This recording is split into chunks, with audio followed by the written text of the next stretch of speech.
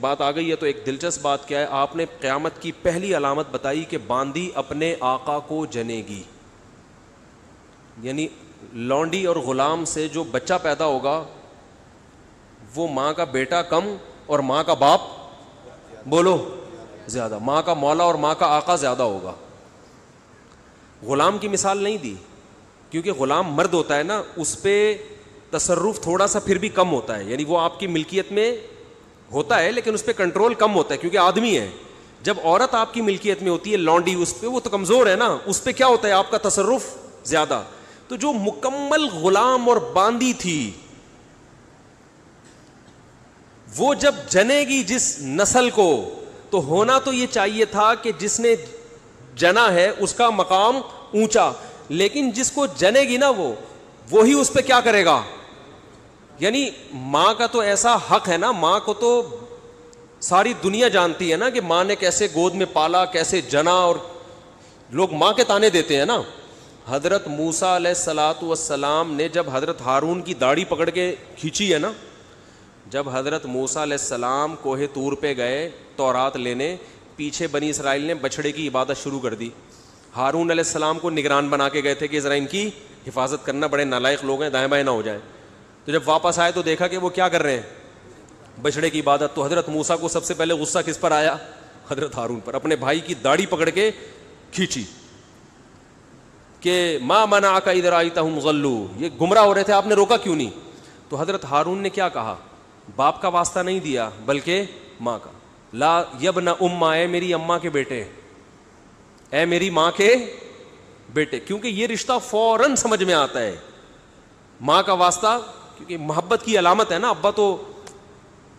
ابا جو ہے نا وہ تربیت کے لیے اللہ نے بنائے, وہ محبت زیادہ ابا سے امیدیں نہیں لگایا کریں. ابا کی ایک الگ ویلیو ہے, محبت بہت زیادہ کرتے ہیں ابا, لیکن وہ جتلاتے نہیں ہیں.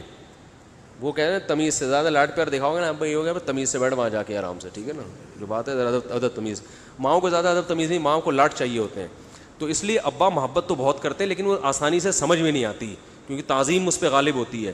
اماں کی محبت 2 منٹ میں سمجھ میں آ جاتی ہے. تو جب بھی واسطہ دیا جاتا ہے کس کا, اماں کا, تو حضرت ہارون بھی واسطہ کس کا دے رہے ہیں کہ بھائی ایک ہی ماں کے ہم دونوں اولاد ہیں, آپ اتنی سختی تو نہ کریں نا, ماں کا واسطہ دے رہا ہوں آپ کو, یبن اماں, اے میری اماں کے بیٹے. تو ماں جو اتنا قریبی رشتہ ہے, جس کی محبت سب کو سمجھ میں آتی ہے, اس کو غلام بنا لینا تو یہ کھوپڑی میں آنے والی بات نہیں ہے. لیکن حدیث میں کیا آتا ہے, قرب قیامت میں بیٹا کیا ہوگا, ماں پہ حکومت کرے گا, بیٹا ماں پہ حکومت کرے گا. تو ہونا تو یہ چاہیے تھا کہ جو جنے, وہ جس کو آپ جن رہے ہیں وہ گویا ایک قسم کی لونڈی غلام ہو, ماتحت ہو, لیکن الٹا حساب ہو رہا ہوگا.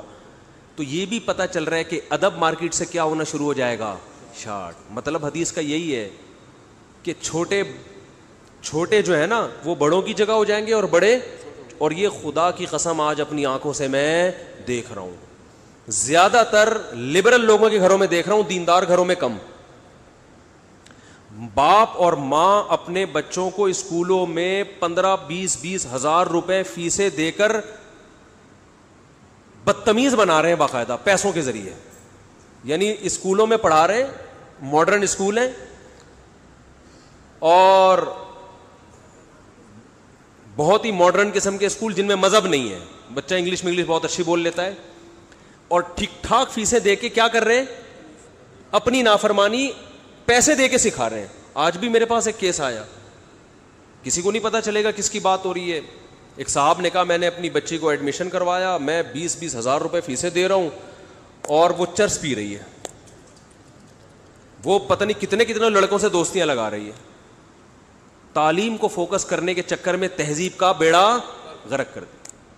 یعنی گویا کہ پیسے دے کے باقاعدہ کیا کیا جا رہا ہے, اپنے بچوں کو خراب کیا جا رہا ہے. تو جنا بھی خود, احسان بھی خود کیا, اور نکلا کیا رزلٹ, وہی آپ پہ کیا کر رہا ہے حکومت, وہ آپ کی ایک بات ماننے کے لیے تیار نہیں ہے. تو یہ وہ دور ہے جس سے ہم گزر رہے ہیں. تو اس میں بھی ادب کی تلقین کی گئی ہے. جب کچھ اس طرح کے لوگ آتے ہیں نا میرے پاس, کہ باپ بیٹا بیٹھا ہوا ہوتا ہے اور باپ اپنے بیٹے کی شکایتیں کر رہا ہوتا ہے بڑے دھیمے لہجے میں کہ بچے کو غصہ نہ آ جائے, اور بیٹا جواب دے رہا ہوتا ہے بڑی اونچی آواز میں. یہ میں نے بہت دیکھ لیا ہے.